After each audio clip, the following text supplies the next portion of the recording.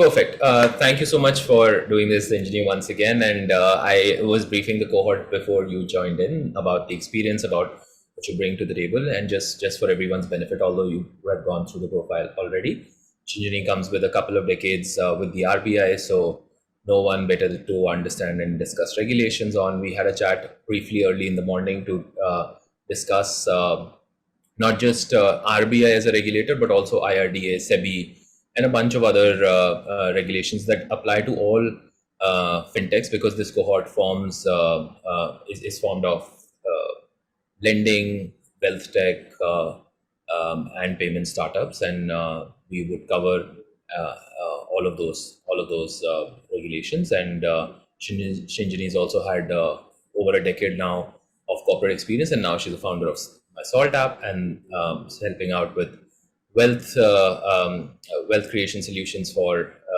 V1, and that's what we would start with. So, in fact, better than my introduction, Shinjini, why don't you take this over and maybe take a minute? Sure. So basically, next year, March, I would have spent exactly the same number of years inside RBI as outside RBI. And yes, interestingly, I left RBI at a time when I was frustrated with how inward-looking regulations seemed. And for me, in a country that was the size and scale of India, with the kind of opportunity that it seemed to have, we seemed to be forever in the making. So just by way of my personal introduction, I joined RBI straight out of journalism school. I studied English literature and journalism, and I was one of those Bihari kids who write an exam and find themselves in the bureaucracy, and I was one of those. And when I found myself there initially, it was really very empowering, because like all bureaucracies initially give you a huge amount of power, especially as a woman. I felt very good. But then I went to the US to study, because I wanted to become the deputy governor, whatever I wanted to become. And so I wanted to go and study something more relevant. So I went to UT Austin and did public policy.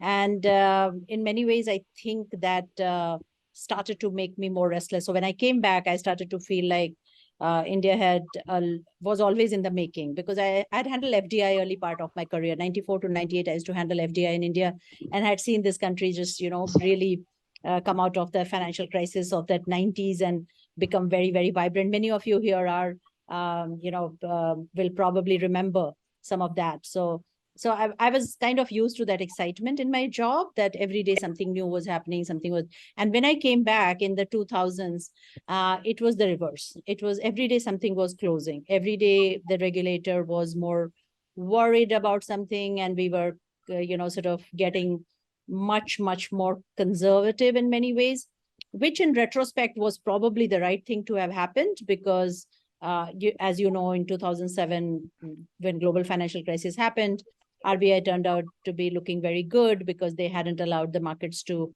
open a lot, or credit to grow a lot.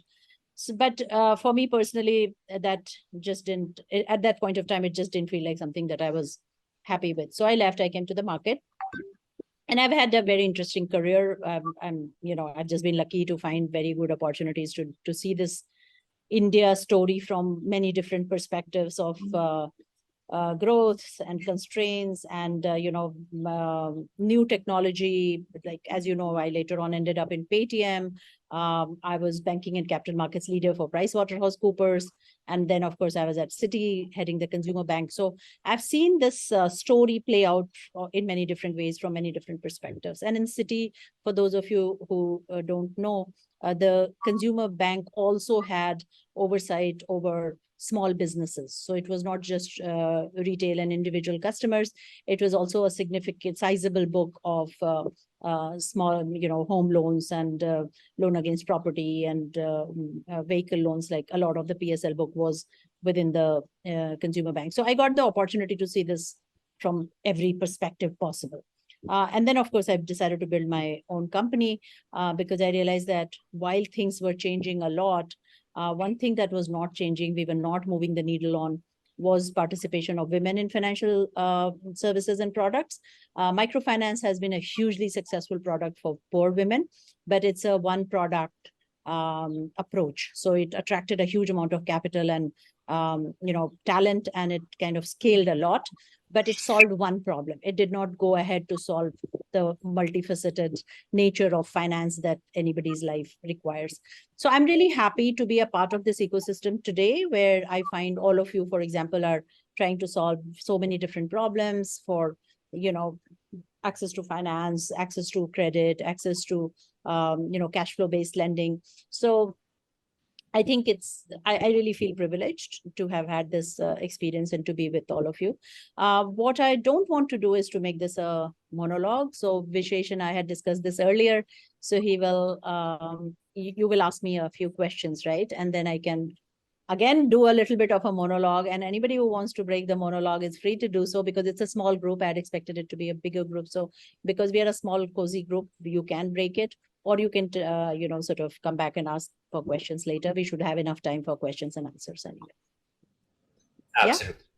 Thank you so much for that introduction. In fact, it's a lot more context in terms of your journey, and it's been quite fascinating. I mean, if someone, I think, says that you'll now next year complete equal number of years outside of RBI, given that you spent about 18 there. So I think this is 17. So 17 plus 17, it will be.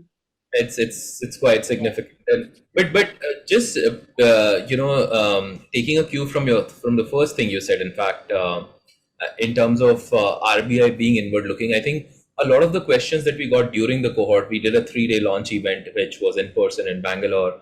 And a lot of questions that we still get in general are around how policies today are opaque. And we discussed this in the morning in terms of how do we interact with the RBI? What is are regulations being made in a silo? What does a startup do to at this stage, especially to engage and build products that are kosher and that will get approved? What's your view on that? Has that changed over the years? And if that has, then what are the ways and means for a startup to engage with the regulator today? I think we should actually feel happy that we are a little bit in the shadow, that they don't come and make rules for everything upfront. Because if they did that, then you would never be able to innovate, because that's the nature of regulation and that's the nature of innovation. Like I always say, innovation happens at the boundaries, and regulators are very uncomfortable on the boundaries. They will center you as much as possible, because center is where the risk is the lowest. So the fact that they don't look at you every day, us every day, the fact that they don't guide us every day is actually not a bad thing. It's a good thing. However, what it does is it places a certain amount of responsibility upon us to make sure that we don't create a disturbance that's large enough or significant enough to sort of destroy the ecosystem or destroy the potential for innovation. So if you look at anything that has happened or changed, you will realize that much of it happens on the fringe and invisible to the regulator. It's not that they don't know that such things are happening, but they are okay to live with that risk, because they are essentially, you have to understand, the job of a regulator is to ensure risk management in many tiered ways. So you are, on the one hand, the job of a regulator is not to ensure compliance. You have to understand this distinction very, very clearly. I had a very hard time when I walked out of RBI, and everybody automatically expected me to become a compliance expert, which I wasn't, which is why I left the industry. Because a regulator's job is not to comply. A regulator's job is to manage risk. So you are operating always at a much more heightened level than where your regulation currently exists. Because what currently exists, you have already created that infrastructure of compliance to sort of stay within that. And then if you move out of that, there are always carrots and sticks, largely sticks for you, right? So once I have documented a rule and I have said that, no underwriting institution will be allowed to outsource its ability to underwrite. Let's say that. Now, once I've written that rule as a regulator, I'm no more worried about that, because there is a whole infrastructure that's already in place to ensure compliance with that law. And if it doesn't get complied, then there are always sets of punitive measures, etc., that I can take, penalties I can impose, risk I can manage. So that's a very different approach. But where regulators have a heightened sensitivity is to understand where are the new risks building up. So where is the next round of risk to the financial system going to come from? Is it going to come from a same type of credit bubble that happened? Is it going to come from people parceling out risks the way it happened in global financial crisis? Is it going to happen because liquidity will suddenly be low? Is it going to happen because rates will move in a certain way? So there's a huge amount of risk management that is part of their day-to-day life. So what happens is, because you do that on a day-to-day basis, you also understand which risks are not material for you to worry about. So if there are two types of risks, and fundamentally which they don't worry about. One is when something is too small. You're doing something, you're on the border, you're not regulated, and therefore even if you go and make a mistake, nobody's going to raise a question in the parliament asking, what is Reserve Bank of India doing when something happens. They don't really too much worry about that. The second thing they don't worry about, and I was telling Vishesh this in the morning, is games that rich people want to play.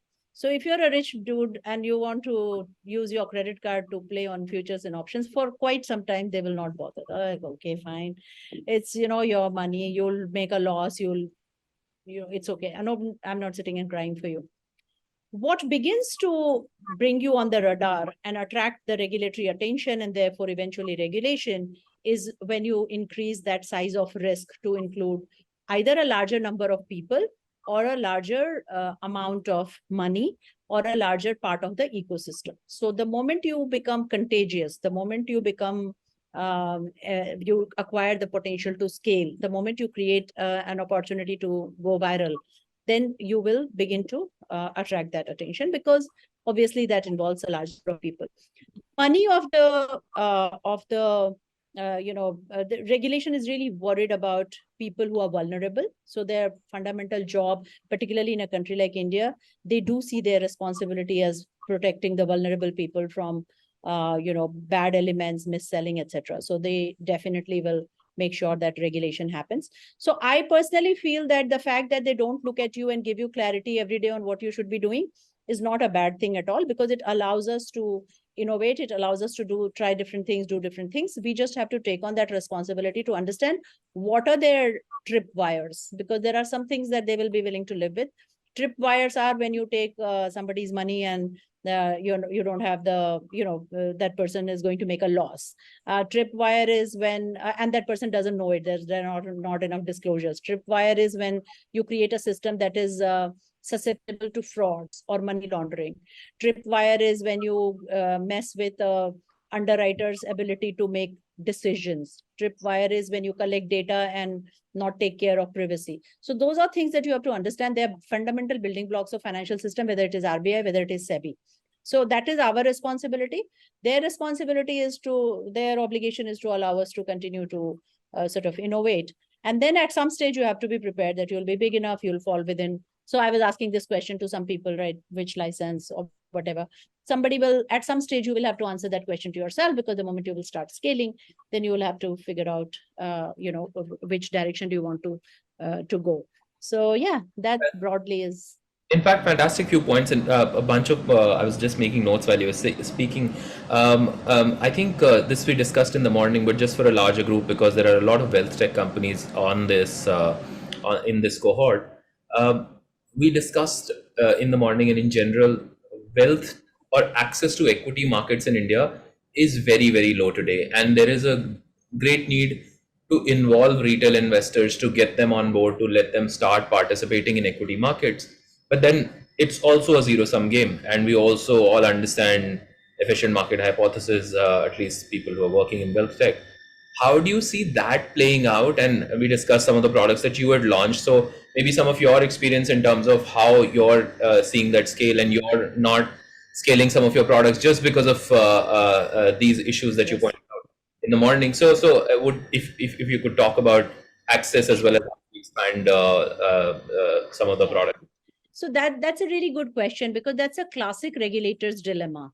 Okay, because as a risk manager, they also have the dual responsibility of ensuring expansion of the financial system, because particularly in a country like India, financial inclusion or increasing access to finance is a major responsibility that the regulators take upon themselves. All regulators, whether it is SEBI, whether it is RBI, whether it is IRDA, they all take that responsibility upon themselves. Now, the moment you take that responsibility upon yourself and you bring in more people into that regulated ecosystem, you are increasing risk for yourself. So if some unregulated entity takes money from tribals in Madhya Pradesh and runs away, it is still a really bad thing that happens. But then it's not a regulated entity of RBI. The moment it's a regulated entity, then they need to become more responsible, accountable for supervision, etc., etc. So they definitely want to expand the financial system, but they also want to do it in a way that risk is managed.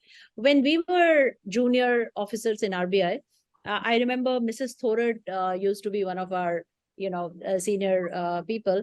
And every conversation that we used to have with our seniors, they would say, oh, banks profit off float. And they hated float. So their stated game in life was to kill float, because float is what was what banks were after, float, and therefore customers were not getting value for their money. And what is float? Float is basically slow money. You slow money down. So banks make money because they constantly keep slowing money down. So if money doesn't move from one account to another account for 7 days, somewhere in the process, banks are making money, right? So financial system used to make a lot of money out of slow money. And then what happened is that innovation started to happen to speed up that pace of money. And because India became such a large transaction focused country, and we, of course, government also put a lot of infrastructure, UPI, this, that. Now we have like very fast money. So many of you here are trading, you're building in that space of trading, futures and options, cross-border transfers, even anything built on UPI. All of it, the primary purpose is to increase the speed of money, how fast the money moves from being very slow on the banking side spectrum to being very fast on this spectrum. Now what has happened is that it has created, the nature of risk has shifted. So when it was slow money, the nature of risk was that consumers were not getting a fair deal. And therefore, for the 20 years, if you see RBI's regulation, it's all focused around consumer rights, consumer protection, disclosures, transparency, fee structures, charges. You'll see a lot of that. Now, because the money has become very fast money, now you see a lot of focus around fraud control, measures for the customer to be able to control money actually moving out. So instead of actually saying, make it faster, faster, faster, you'll find regulators coming and telling you slower, slower, slower, give them an OTP, give them an extra OTP, ask for one more OTP.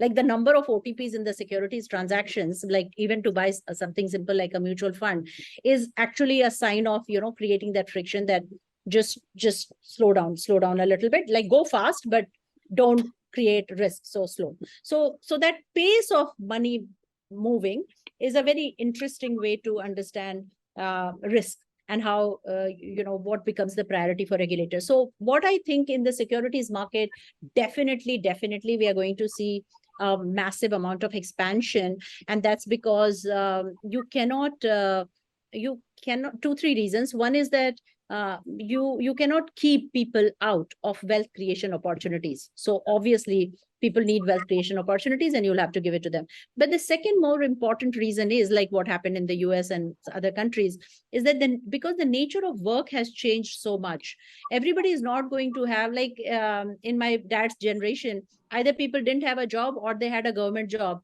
And because they had a government job, they always retired with a PF and pension and gratuity, and therefore they never saved actually, because they got a small public sector salary, but their life was taken care of, medical insurance, hospital, this, that.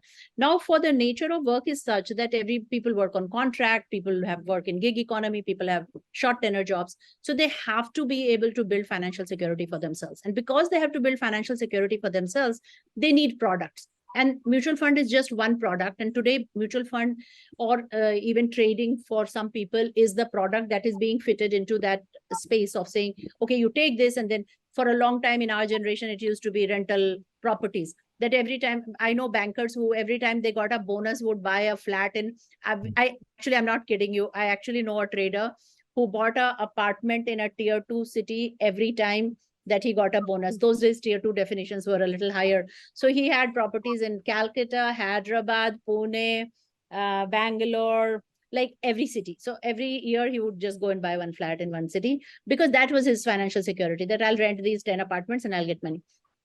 You can't do that anymore because we all understand the limitations of real estate, problems of real estate. So you will have to start creating those opportunities, and therefore the market has to grow. There is no way out of it, and we are all in it together to make sure that it is a safer market, cleaner market, more transparent market, and trust is not broken. Because if trust is broken, then it's a very sad thing. But then people keep going back to their old ways, because the moment you will break trust in equities market, then people will go and buy gold again, right? Like today, digital gold is a very popular product, but if it is a product that doesn't grow properly because it's currently not even regulated, then you'll find people will go back and start buying gold coins again, right? My mother has this many gold coins. I don't know why she even bought it. She was not like, she could barely afford it, but it's just silly, right? But then people go back to what they understand and what they trust. So it is our responsibility to make sure that there is healthy growth in that market, and regulators will come with what they know best, which is the stick, right? Because that's what they know. So it is for us to then make sure that we don't get the wrong end of the stick, that we get it in a calibrated way, we get it in a proper way. And therefore engagement is important, dialogue is important, but to me fundamentally responsibility is important. Touching upon that point, in fact, fantastic way to segue and in fact cover a part of the wealth tech piece that applies to 3 or 4 companies that are on this call. Trading platforms will generate interest, will get a lot of people, for example, hooked on to the equity markets, see a quick gain, participate, get excited about it. A lot of growth for, say, a lot of broking platforms came from this during COVID because a lot of people started participating just before their jobs and they didn't have to travel and so on. But that also has the risk that by definition you will not beat the market, and by definition it's a zero sum game. So the platform wins, but the customer on an average wouldn't. How do you see that playing out? Because the regulator today does not regulate it because that's just like fair buy and sell. But the more participation that increases through this route, do you see that changing in any way, or what's your view? My personal view is that they will not bother about it that much, as long as you are not contravening the clauses of your stockbroking agreement and things like that. On the consumer's behalf, they will not intercede, because I'll tell you, this is no different from my mother buying gold bangles and telling me that she made a great saving because the gold prices went up. I mean, literally, she did not make more money on her gold than she would have made if she had bought mutual funds. But try convincing her of that, right? So people who are into trading are into trading so that they can brag about their wins in the evening. They don't even care about their losses, unless they are like really, really major, in which case they find their own way to tell themselves stories, right? In the end, it's all about what stories we tell ourselves. And I don't think regulators are really going to, and they shouldn't be micromanaging that, right? Because that consumer hasn't been cheated. He has not been lied to. He has been given a platform. The platform is efficient. It works very well. He wants to come and trade. So as long as you are not countervening provisions of your listing agreements, you're giving adequate disclosure, you're not actually artificially keeping the money or manipulating prices, as long as you're not doing those things, you should be good. But where the problem will be is, what I see as a bigger risk is, I may be selling just simple mutual funds, right? But if the mutual fund industry has a problem, which means if a AMC has a problem, like what happened with Franklin Templeton, right, or something like that, that is the kind of thing that regulators will be much more focused on managing, because that's the supply side that they can manage, and that they can. So for example, you will realize that in the entire AMC industry, there's very little focus on governance issues in corporates, right? But as long as the market is doing well, everybody's making money, you just keep doing that. And so maybe over a period of time, we will see a lot more attention on that, because for the market to become stable and deep and reliable, that needs to happen. I don't see them actually interceding on behalf of young people who want to trade and brag about it. I at least I don't see that. I wouldn't do that.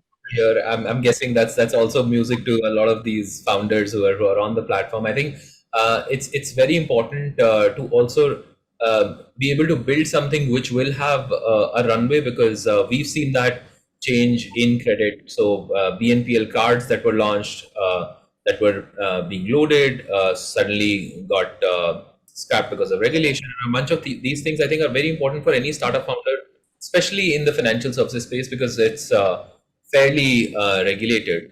But So I'll tell you what will come back to bite you in the wealth space. My feeling is that it will be things like fractional bonds.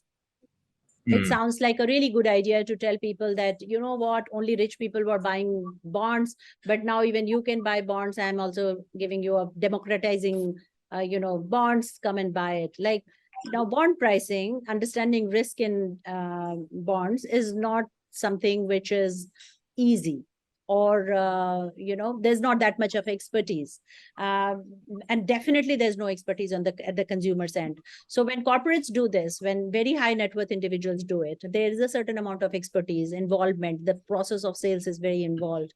You can't say that come on my platform and buy this. That kind of stuff causes a problem. That will be a problem.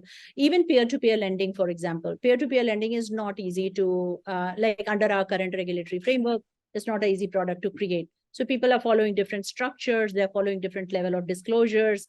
I have personally seen products that I know will not stand the test of regulation. So as long as you're small, as long as it's not attracting attention, it's fine. But just trading will only attract attention if, as I said, you are violating your listing agreements.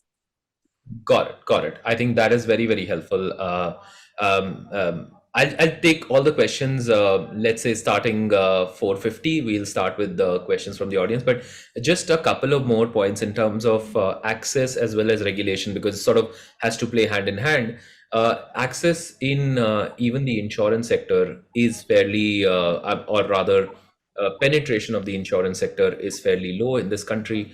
So is everything else. But touching upon insurance, do you see any innovative ways or anything that the regulator is today doing to try and promote distribution of insurance to a segment? Because there is and then there is, or let's just say people like us on these calls, who have either an insurance policy through our employers or of our own, but there is a very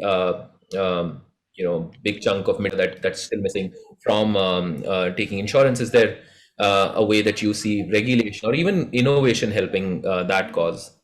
There's a very large chunk of middle India that is buying LICs thinking they're saving money. So I actually think the major disruption to be caused in this country's wealth ecosystem will only happen when IRDA wakes up and realizes that by allowing a public sector company to use names like Jeevan Sanchay and Jeevan Suraksha, they are effectively partners in crime and mis-selling of the world's largest mis-sold product.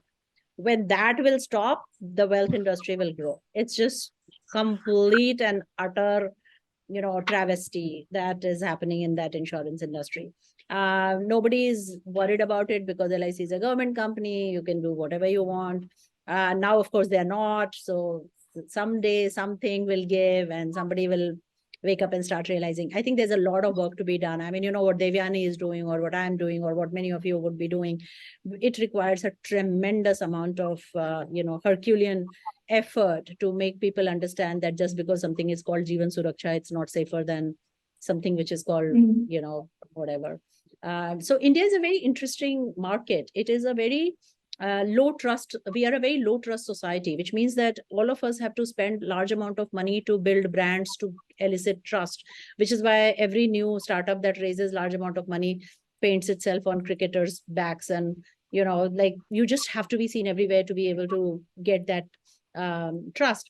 But at the same time, we are also a very high trust society, because you see how many bad products people buy just because their neighbor or their uncle or their third cousin or their third cousin's son-in-law is selling it. They'll buy anything. And then not only will they buy it, even if they understand that it's a bad product, it's not good for them, they will be embarrassed having paid their money to go back to this person and say, I why do I have this? So I will give you an example. I went to meet some distant relative recently, and she said her banker ended up selling them. As always, if you walk into a bank branch, you can't walk out without buying an insurance. So they walked into a bank branch and they walked out buying an insurance. And I said, why did you buy this? This makes no sense. So anyway, some explanation. Then I said, no, it doesn't make sense. So you have a look back period. Just go back, tell that guy you don't need this. They were so embarrassed and they were so reluctant to go back to get their own money for a product which clearly does not. And these are educated people. Okay. This country has some major level of problem to solve before we actually solve the problem of products and innovation. So trust is a really big one. So I don't know how that will plan out, but yeah, it's a job. No, in fact, now that you mentioned an anecdote, I'll mention my own. My father worked all his life in LIC, and he used to keep telling me that, buy this and buy that as soon as I started working. And I used to always tell him, this is not really an insurance plan. I can buy a term insurance and invest in the equity market. Even if I track an index, I will make much more money than this. That you're, he's like, no, in 20 years, you get double this money. And I said, in 20 years, I should get like 5 times my money, not double my money. And it should be also insurance, which is very low. Term insurance plans, honestly, from LIC are so expensive versus any other plan that you see. Uh, so I think the being able to, and when you talk to, and these are our circles, when you talk to them about term insurance, uh, the conversation goes from, am I betting against my own death, or am I then paying for getting nothing at the end? I mean, the idea of insurance is very lost in a lot of people, and not just like people who, I mean, people who are our social circle. What do you think? Like, do you think it's education? Do you think it's smarter communication or structuring of products that will help the cause? I think if insurance companies had to only sell term insurance and make their money off of that, they would just do that. I think it's all of us have run businesses, right? We all know that when you do a business, a product that wins gets you more. It's always the Pareto, which is the enemy of all good things in life, right? It's always the 80-20. If you know 80% of your profits are coming from selling 20%, high margin product, you will sell a 20% high margin product. You're not going to think about what your customer needs. But if you are only allowed to sell the product that is good for your customer, then you will find a way to sell it. You have the infrastructure, you have the network, you will find ways to crunch your cost. Who challenges the cost structure of an organization that has such high margins, right? When you have so much margin that you are funding yourself, you are funding your entire agent network, you are funding entire banking systems branch network. If you have that kind of money, that kind of margin, why will you change anything? You will only change it when you are allowed to sell only what is good for your customer. So to me, that's a very simple fix. That to me is the biggest fix that the Indian regulatory system needs to make in the space of finance. But if that doesn't happen, then I don't think any of us will be able to really, like, we have tried and we are trying. And I told you, I have, like, I'll probably end up collecting 10,000 stories, but I don't know if people will change so fast, because that sales organization is very strong, right? It just goes, and I talk to everyone. Like, I have 2 houses in rural India, and I travel and I talk to so many people. I talk to every Uber driver that I travel with. Anybody who has anything, either they have nothing or the next thing on their mind is buying LIC. Got you. In fact, And not LIC for protecting their life, yeah, LIC for saving their money. for saving their money and getting double after 20 years. So I think one needs to teach compounding to a lot of people. But this is great perspective. In fact, really learning a lot from this. Moving and switching gears to, say, credit, for example, you mentioned the story of microfinance and how it's worked to empower women and rural women as such. Where do you see credit and the regulation around that going in the next decade or so to increase and help solve the SMB credit gap as well as the credit gap for entrepreneurship? Credit will continue to be very exciting. As I said, both investing and credit will continue to be very exciting, because people are on their own. People need to grow. We are a young economy. We have, as I said, money has moved from being that lazy money to being that fast money. Fast money gives you data. Fast money gives you the ability to, sort of bundle products on top of that. And we will see a lot more growth in that space. And the thing about credit also is that even regulators know this, that credit is cyclical, and that's a function of demand and supply, and everybody who studied economics and understands that much. So they don't necessarily go overboard or panic very fast, because they have handled many credit cycles. They kind of have a much better understanding of credit, but obviously they know it well enough to be able to come back and put proper regulation when it is needed. Sometimes we may think that it is too late for them to come and do it, but that I don't think there is a precise science to it. But we will continue to see credit growing and getting better organized. A specific question on this, in fact, that has come during the cohort from a bunch of companies. A lot of these companies are today supporting a lot of NBFCs or credit companies with either underwriting or loan management systems and so on.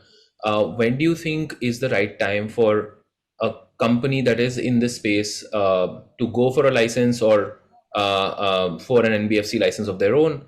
And when do you think they can stay and be a SaaS company or a services company for the credit sector in general? Where do you see these two models, and which one should ideally go for a license? I don't know.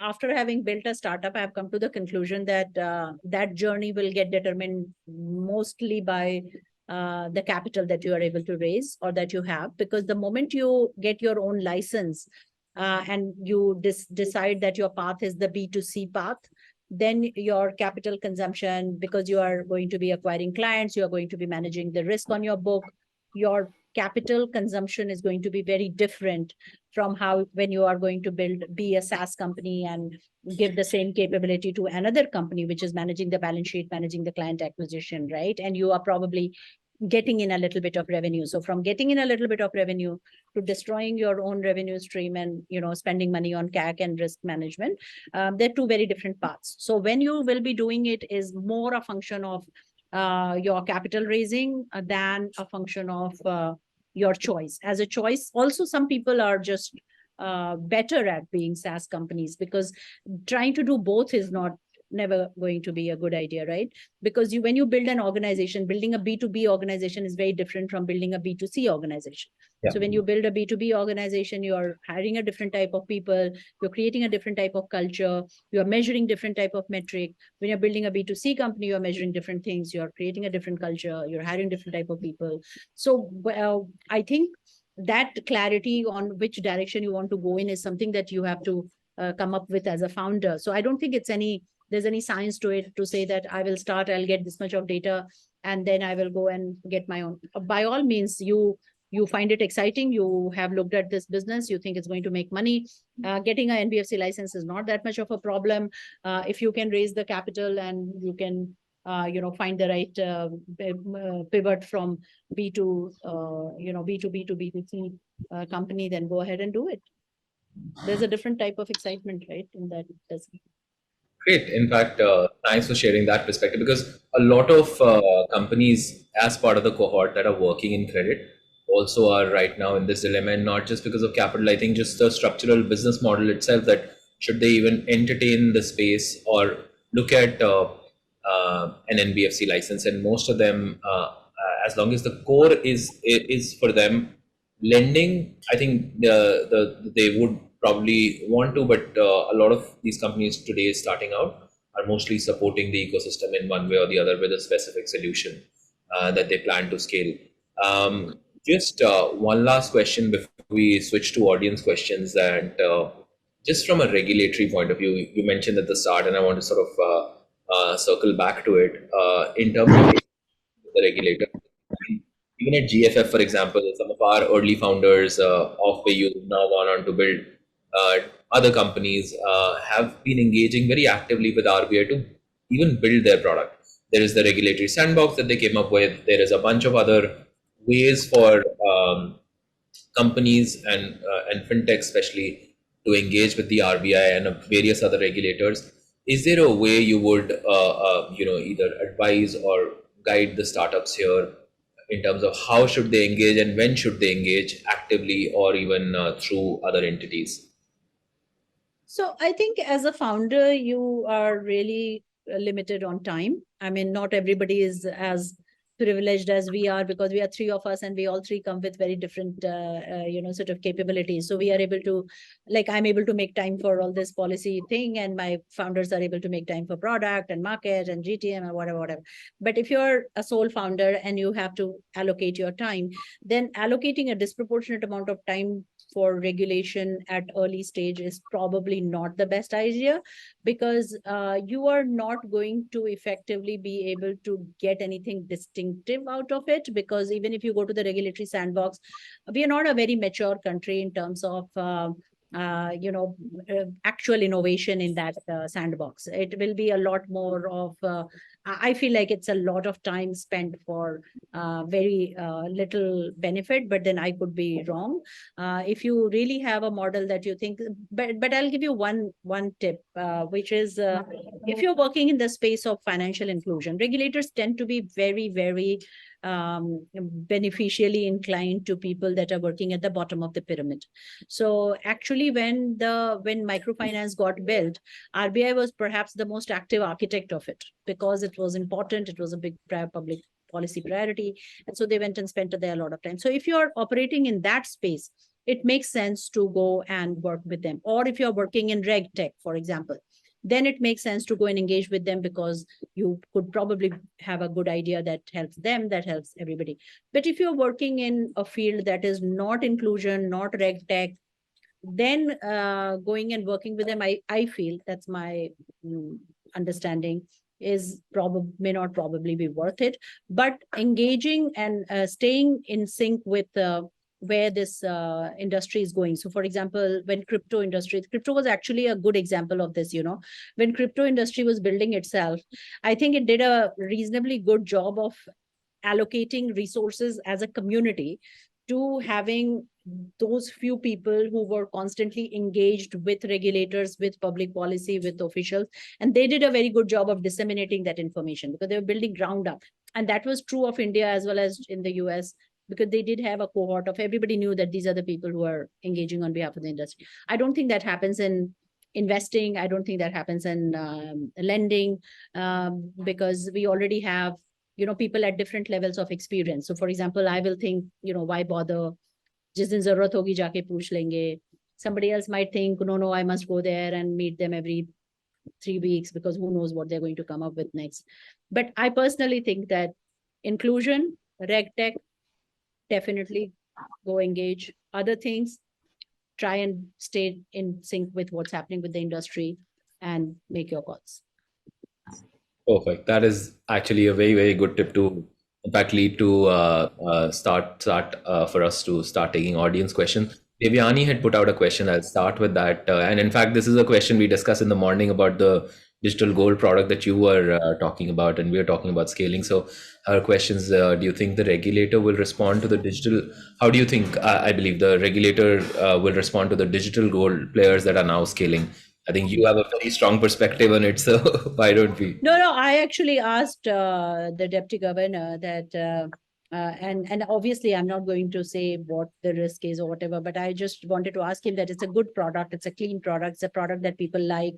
Why is it that neither SEBI nor RBI are looking at it to give it like almost like the stamp of regulation? And I was surprised that he wasn't even aware of it, and it's such a large industry. So Very interesting. yeah. But at least I know that Gaurav of Safe Gold has been trying to meet different regulators or finance ministry to see that there is more, more regulation rather than less regulation. So, yeah. Got you. Fair enough. Why don't we, if anyone has questions, why don't we either post it here, raise hands, and we start from there? One thing I wanted to understand from Shinjini is that, how do we engage with the regulator, right? So suppose we want to always be on the right side of law, but we are not very sure of the upcoming law. This I have been raising in quite a few of these interactions. That there are a lot of gray areas where regulation is still in the building up phase. Some of these already have white papers, discussion papers, drafts, and all of that. And we are not sure, whether to play that or not to play that. So, what could be possible strategies of dealing with this? White papers, you should always read them, always give feedback in your own area, because if you don't, then the industry perspective gets lost, and regulators don't always have practical perspectives or people that have worked in the market. So you should always do that. That's always a very good opportunity. I think even SEBI has this mechanism, and RBI definitely has this mechanism of a mailbox. You can ask a question. Of course, it takes time to get an answer, and in the startup world we are all impatient, but you can always drop into the mailbox and wait for clarification. Yeah, I mean, or even as an industry we can have, like in banking we used to do that, right? We used to always be connected with each other to ask. I remember when I was in Bankam, I had approved some hybrid structure of a derivative. And Ashok, who was the Citibank CRO, he called me and he said, the business is saying that Bankam has approved this structure. So have you done it? And I said, yeah. And he said, why? And I said, this is my logic. And he said, but this is what RBI circular says. And I said, but this is not what, this is what they mean, or whatever. We had a long argument and we finally came to some conclusion. So I think the banking industry does a good job of people learning from each other and sort of being on that same page. I don't think that happens in the fintech industry as much. But yeah, I guess that would also help. Like simple things like KYC, right? How easy it is to actually have one single type of protocol that everybody can follow, right? But it took so many years for people to actually start doing that. So I don't think I have a perfect answer for you, but those are the things that you can try. Because I will tell you one thing, it really doesn't help to actually know people, because I know everyone, and I also talk to everyone. I don't think that helps. I really think it's most of the time I think it's a waste of time, because it really does not become a priority item unless something blows up or unless they have it on their agenda. You can't put something on their agenda. It's very hard for you to put something on their agenda unless you are a bad boy. It's like, parenting. Like you do something bad, you'll get attention immediately. You do something good, then it's very hard to get attention. You'll keep doing the good things forever and nobody's going to look at you. So yeah, but you'll have to develop that network that might help you. Fair. Thank you. Perfect. In fact, let me take another question from Vikas from LiveWell. He's asking, what are your thoughts on underwriting with alternate data sources for insurance? The regulators want to do it, but haven't been actively talking about it. Your views? So far, my views on alternative data are very funny, because I feel that there was a time when I pretended to be a pet lover on Twitter and I became very successful and I've never had a pet in my life. And I was doing it just as an experiment to see how easy or difficult it is to become somebody else on a social platform. Because when we talk about alternative data, unfortunately, a lot of times we get caught into that trap of saying, footprint and social. Most of the social data, I'm just an old woman when I'm saying this, is not authentic, because people want to be somebody other than who they are. If they were so happy with who they are, why would they be there being somebody else? Like that's the kick of it, right? The kick of it is to be somebody else. That's when it is fun. So that doesn't work. Now what works is, for example, if Suchir was to say that, yes, in Amazon, I know that within Ashok Tower where I live, I have already changed 3 houses in the last 10 years, which effectively means that I couldn't have been buying 3 houses. So I am a person who rents a high rent house in a, posh building, and therefore I'm of a certain type of a person, and therefore I should have a certain type of an insurance. Yes, that's good data. Like there's definitely good data, and there's then I wouldn't call that data alternative data. So I don't know what is the definition of alternative, but I think any data that is good and clean about me that you get from me, because you get your address from me, it's a verified address because your guy has come and delivered something to me. And therefore that data I think is legit data. Now, alternative data would be if, like what is happening with Make My Trip. So I don't know if you guys have realized, but in Make My Trip, they ask you, where are you going? And if you say Hyderabad, they ask you for a pin code. So after many, many efforts, I finally gave up and I said, I'm just going to write Bombay pin code. Doesn't matter where I'm going. So in every single time when I travel anywhere, I write 400012 and it accepts it because I'm sure they didn't want to inconvenience their customers. They were only doing it for compliance. So now as far as Make My Trip is concerned, there's a 400012 pin code in every city in this country where I have flown in the last 6 months. So you know what I'm saying? It is good data. If it's good data, it's authentic data, it's verified data, verifiable data coming from me, good source, then just use it. How is it alternative? Fantastic point. In fact, Vikas, if you want to further drill down on your question, in fact, I have a follow up on his question. How do you see that changing with the DPDP bill? Because now a lot of these B2B aggregators, people like us as well, who sit on a lot of consumer data, have to get consent from every customer to be able to even triangulate and aggregate that data and even put together. And we have very real data. I mean, people actually making the transaction, actually spending on a card, and so on and so forth. But that source of alternate data also now becomes smaller, and one has to get into that consent mechanism. How do you see that playing out? How does that bother you? If it is my data and you are going to target me as a consumer of a product or service, then I will give you consent to do it, right? So unless at a meta level, you are building a model, in which case you are not required to seek consent, right? Because then the data is already desegregated. You have already taken out my PII from the data itself. So at a metadata level, to build your models, you anyway have the ability to keep me and my personal identifiers out of it and use that, right? When you want my personal identifiers is when you are going to target me for a product or service. That's when you're going to put together my data and me. And when you are doing that, you must have my consent, because otherwise it's not correct. Why will you sell? Because I don't want to be sold something. I may be using your PG for the last 30 years, and I know that you know everything about what I buy, but I don't want you to sell anything to me. So why should I not opt out of the system or opt into the system if I want something to be sold? So I don't think that's wrong from a regulator's standpoint. I don't think they're going to change their stance on that. I don't see the reason for them to do so. Got you. I mean, very similar views. But Vikas, do you want to have? Do you want to take a follow up, or I'll. Thank you so much, Vishesh. Just like 30 seconds. Hello, Shinjini. This is Vikas. So we're building a term insurance. Like we had a lot of conversation around term insurance, term insurance business here in India. But when I say alternate data sources, what we are trying to build within our product is a capability which can detect your face and tell what is your current heart rate.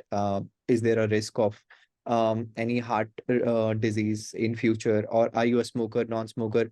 And what is your BP? And all of this is like more machine learning algorithms that we have built in. So this is something for us, which is an alternate data sources. Other than that, buying behavior and all that is maybe a category B data set, but category A data set is more tech. What is your activity and all of that. So we've been part of sandboxes. We've been talking to IRDAI on this, but they have not been actively talking about it, or maybe kind of proposing anything like this is something that you can build around this and all. Wherever they have worked with Mimicry, worked with Score, built those biological age models and stuff, but haven't actively kind of looked at that. Oh, that's a good question. So basically, then what you're talking about is that you are not changing you're not really changing anything, but you are introducing technology to do the work that somebody would do in 30 days. So for example, if I want insurance from you, you would want me to go to a doctor, get my heart rate measured, get my, whatever certificate for smoking, not smoking, what stage of functioning my lungs are. And then you would find a way to validate it, right? And that would be fraught with many many different risks or challenges. What you're trying to do is to use technology to create as close as possible. So even if you have 95% accuracy, even in my system of going to the doctor, 5% I will cheat.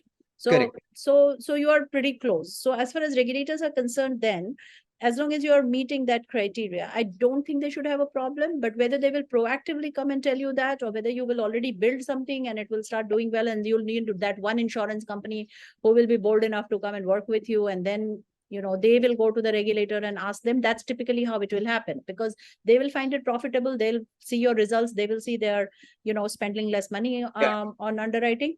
Then they will go to IRD and they'll say, oh, this works as well as the earlier system. So I don't think that's a problem. So those things work. Those things don't have a problem. I don't think that's Okay. Thank you so much. Maybe. Yeah. Otherwise, we would never move ahead. Like, there was a time, like- 1990, when I joined Reserve Bank of India for credit underwriting. So many analysts used to be taking buses and trains and going to, it was fun. I wish young people still did that. But, you would be taking one bus and going to one remote place in Trichy to look at some plant which was supposed to be operational. And you would just find a wall there because the promoter had never built a plant. So you would come back and you would write that in your report, and then and now you can geotag it, or you can look at it on Google and you can see that there's only a wall and not a building. So that technology is only establishing you to do something which is part of your job to do. I don't think any regulator has a problem with that, unless you're not able to establish that your system is more susceptible to fraud and manipulation than the earlier system is. You always have to show that at least you are on par. If you're not better, preferably you are better, then it's not a problem. Okay. Thank you so much. Perfect. Thank you. In fact, Rajesh has a question. This is what we were talking about for the credit space. Shinjini, currently, he says currently fintech without NBFC license have very little access to credit bureau. Any suggestions on how to solve for that? Yeah, I'm also having that problem. If you find a solution, then tell me. I don't want an NBFC license, but I do want people to know their credit scores. Rajesh, you want to further elaborate or have a conversation on this question? Thanks, Kishan. So, Shinjini, yes, it's the same problem. Going to bureau through NBFC route is an issue, and I don't want to take shortcuts of using some other NBFC login credentials, which is prevalent because regulatory restriction does not permit fintech to directly go to credit bureau. So I don't want to take that shortcut of using someone else's credential, but I want to access that data. Like you, I also come from a different sort of school that alternate data has a very limited use case. Now, if I want to use the formal credit history, which would come through bureau only, why regulator does not allow me to go to directly access that data? Bureau data, which otherwise is available to all the regulated entities. Or is there any other solution other than using available? It's available to your users. Yeah. So there ask your users to use their. There is a report called B2B2C. You can use that. CRIF has a product called B2B2C, where a consumer has given consent to pull his report. Such that's available only for consumer, not available for commercial. Yeah, so it's like what people are doing with the this one, no? What is it called? CAS statement. That consumer actually gives you the consent, and then the statement comes into their mailbox, and then it gets forwarded to you. It's a little bit of a convoluted route, but I guess that that is not something which RBI will want to allow, because the idea is that they want credit underwriters to underwrite credit, and if they give this data to everyone, then they worry that you will be spamming the customer with, this is your credit score, take this loan from me. So at least at this point of time, I don't think they're in the mood to do that. Frankly, I don't have a point of view on whether they should or they shouldn't. I wouldn't like to be spammed by anyone saying your credit score is this, take a loan from me. So since it's a larger group, don't want to argue on this, but there are way around, right? Like, for example, not giving score, only giving the DROG history. Not give score. Score in any case is a proprietary of the different bureaus. All bureaus have a different scoring mechanism. Don't give score, but give the DROG history, because DROG history is something which is authenticated data, as you also said, better than alternate data. We can make our own algorithm based on DROG history. that zero history is something which is not available otherwise. Not Actually, even with account. since you're working in the field of small businesses, I think your problem is less severe than actually even my problem, because your customers will be able to give you access to the B2B2C part. It's just a matter of how you build it in your technology. You should be able to get it.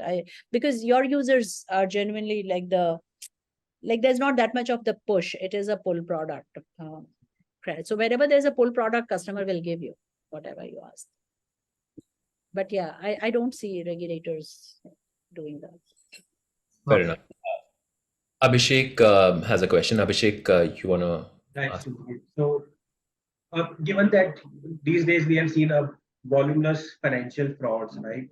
And specifically in the lending app-based lending ecosystem or platform-based lending ecosystem, a lot of malpractices are there.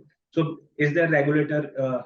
I mean, what kind of risk can come to the startups working in this space who are genuinely building a platform or building the app-based lending?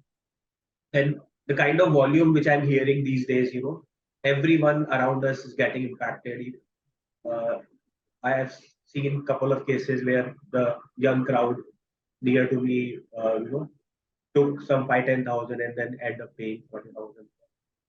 So that one, yeah. So see, there are two, three different things. That is not a fraud. That is also a fraud in a way, but that is a malpractice. That's when somebody is giving you a loan without you understanding the terms and conditions, and then you end up paying a massive amount of interest, right? So those RBI is anyway trying to clean out of the system, because they're saying you don't have license, you can't do this. So that's one type of problem.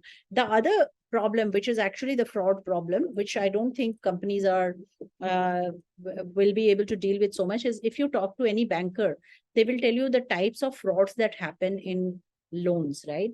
I don't think that the industry is geared. So I'll give you an example. So for example, somebody can take your Aadhaar card and your identity details and get a loan in their bank account. Now they have used the loan and you have to do the repayment. That is the fraud. Identity frauds are fairly common. Matlab, there shouldn't be even one, right? So when it happens, it's really painful. I don't know how we are doing with that. So the point which you were saying initially, that some lender sits quietly when something happens, to an acceptable level. But what is the current feel is that the kind of volume it is now. See, the volume, it's not necessary that volume by itself will lead to all types of risks, right? So the volume, this is what I was saying, that when the volumes build up in credit markets, the fundamental risk is that, is the market too heated? Will people be able to repay? Are people over leveraged? Is the same person borrowing from 7 different banks? And will there be risk of default? Will the system have a large number of defaults? Will the suppliers of credit end up with, high NPAs? That's the type of risk that happens when volumes go up, right? Now there, our system has become a lot more resilient, right? To Vishesh's earlier question on how do I see lending, actually just because of the credit bureau discipline, it is very much possible for us to now know, and that's a question that Rajesh was also asking, is to know how much this person is leveraged, how many loans he's taken, what is that. So to that extent, I think heating is much more possible to understand, and therefore you intervene at the right point of time. So I don't think that's so much of as much of a concern now as it used to be earlier, because earlier in credit cycles we have always been caught unawares. We haven't realized, and then when the market has collapsed and many people have defaulted and loans haven't come in, that's when we have realized, oh my god, this was a bubble. So to some extent there will always be bubbles, because cheap credit, whenever the market will have high interest rates, people will deposit money in banks. When people deposit money in banks and rates are high, corporates don't borrow because corporates don't like to pay high rates. Then the money gets pushed to the retail consumer. So you will always find that cyclicity in credit.